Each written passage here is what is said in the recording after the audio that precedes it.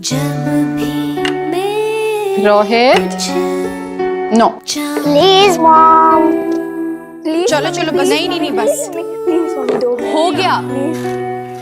इनका मुझे जो कुछ मैंने आज मेरे लिए क्या बनाया है? नहीं माँ मैं बाहर से खाऊंगी। अरे पहले खाना खाओ ना। मुझे नहीं चाहिए। खाना खा लो बेटा। स्टॉप दिस ड्रामा माँ।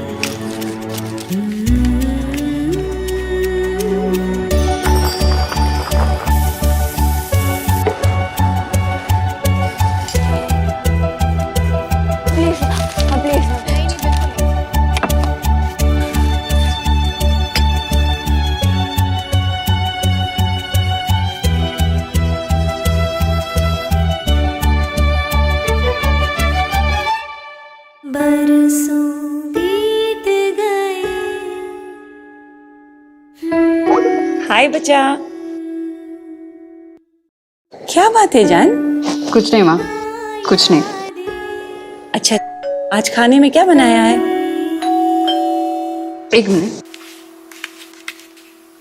आज भी बाहर से मंगवा लिया क्या? नहीं माँ आज आपके हाथ का खाना खाऊंगी।